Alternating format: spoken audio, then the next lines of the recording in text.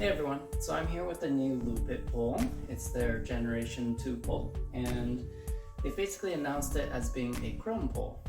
So that's really exciting because a lot of people suffer from nickel allergies, and currently the only chrome poles that are available, over time they wear away and then the nickel is exposed, and that causes for many people allergic dermatitis. Until now they've only created stainless steel poles. So I was really curious, and I thought I'd give it a review. A portable pole, so it's not the one that has like a permanent fixture up top that you can do the quick release thing with the cart. Now the chrome aspect of it is a little confusing because as we understand it, or as most people understand it, chrome is a plating. Usually the underlying material is nickel, so if the chrome layer is too thin, or in many cases it's just that it's an old pole, then people start reacting to it. You know, when we do drops, sometimes we can get burns. Maybe the nickel can actually get into the bloodstream and actually cause heavy metal toxicity. They've got some kind of proprietary secret way of creating this pole, and I asked them again and again and again because it just didn't really make sense to me. What it is, it turns out, I believe, based on their answer, is that it's mostly chromium on the outside, but it is an alloy still.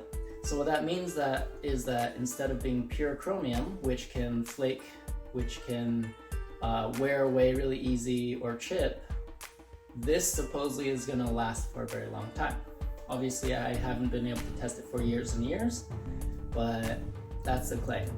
Now chrome, you can tell because it has this really nice sheen to it. It really picks up light really well.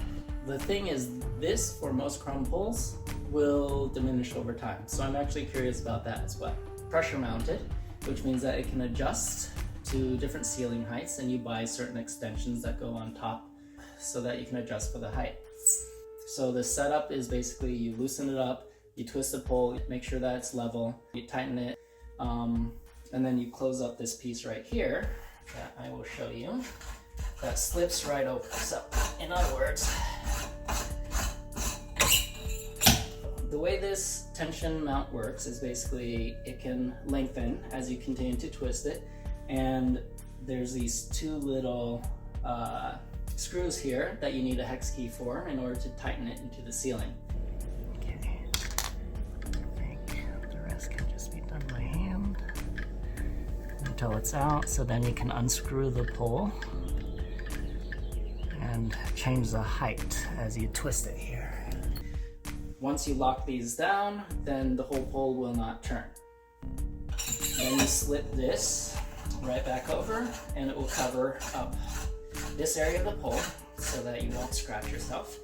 And it's very important that this is completely flush, because if it's not flush, or if the ridges are even straight rather than curving in, over time, as the pressure of using the pole happens, then it'll start to lip out and you can actually cut yourself on the pole. And so that's something that you want to watch out for as well. In this case, they've actually curved it in just a little bit on all the segments, on all the pieces, so that this doesn't happen over time, which is a good thought. All right, here's some close-ups. I'm going to show you what I mean. We have right here, here's a joint, and you can see that if I were to slide over this, I want it to be nice and smooth, and you can see how the edges are kind of curving in. If they are flush, or if they don't curve in like that, then over time, as the pressure of the pole goes down, so these two pieces kind of meet together, just like that, then it'll start to lip and start sticking out, which is also a point of cutting. So that's what I meant by that. Now I do have to say, I really do like this minimalistic design on the base. I like how thin it is, I like how unobtrusive it is. It really does allow me to do some floor work, which I tend to spend most of my time close to the floor, where the floor meets the pole. And so not having anything in the way, or feeling like I can roll close to it, or I can transition around it without possibly cutting myself or bruising myself, is really nice. Chrome in general, from my personal experience, it tends to stick better. That's one reason why a lot of people like it, is because they feel like they have better grip. Stainless steel tends to be more slippery for most people. Now everyone's different, every climate's different, everyone's got is different, like if they're more dry skinned, or if they're in an area where it's more humid or it's hotter, that can all change things. So take it as a grain of salt what I'm saying, but at least for me, I've noticed that stainless steel tends to slip more and chrome tends to stick better. But the problem is I can't trust chrome poles for not bleeding heavy metals into me. I would have to say that it feels maybe a little stickier. Again, it depends who you are, where you are, so I don't know what it's going to be like for you. I found the install to be quite quick and easy, so I really appreciate that. For pressure mounted poles, you're always going to have a hex key, but the hex keys that they require, they're a little bit like non-standard. So I understand that there's probably a design reason for that, for the keys that they chose, but at least for me, it was a little bit of a hassle to find the right keys. Now, they do provide the right keys, so that's nice, but hypothetically, if I lost the keys, which in my case I did, finding a new key can kind of be a pain in the butt. All right, other things, stability, strength. This feels like a solid pole. It feels stable. If I really push into it, if I really apply pressure into it, it doesn't move at all, which is really important. Pressure mounted poles, that's something that is commonly an issue, is that over time, you may not even realize it, but you're hitting it or you're applying force into it, and even if it's just the smallest amount, it can become looser and looser over time, and then it can buckle on you at some point and just collapse.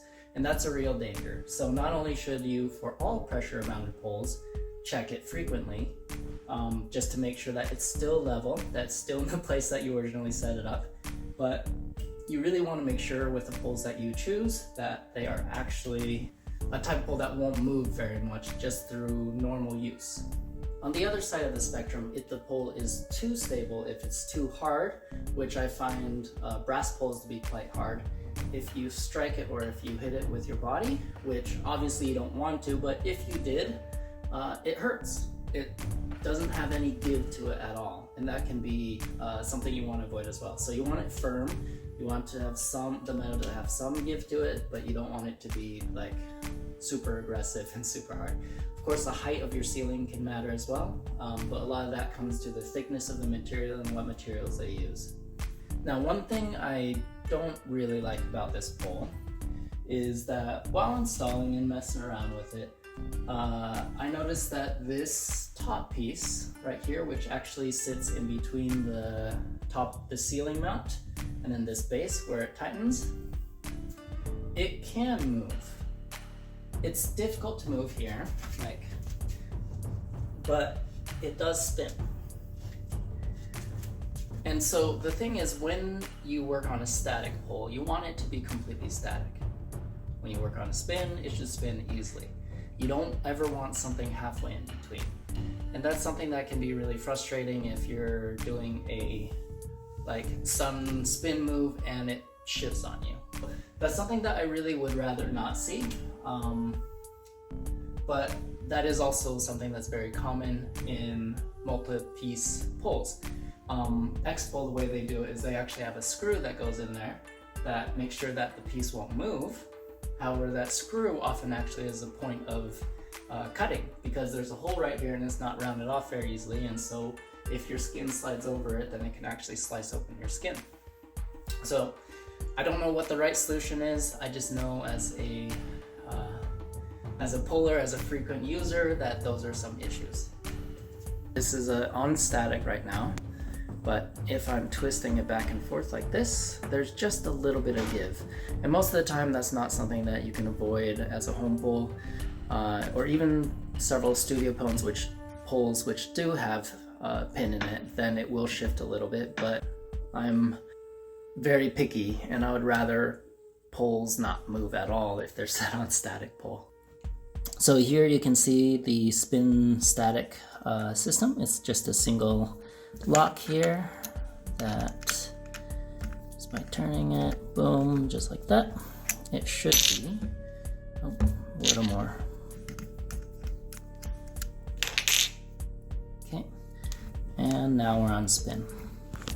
So spin is definitely one of the better parts about what Lupit has to offer. I feel like almost all their spin mechanisms work really well. They're very smooth. They're fairly reliable, and they go for a very long time without slowing down, even if you are someone who likes to over tighten their poles. Not that I recommend it.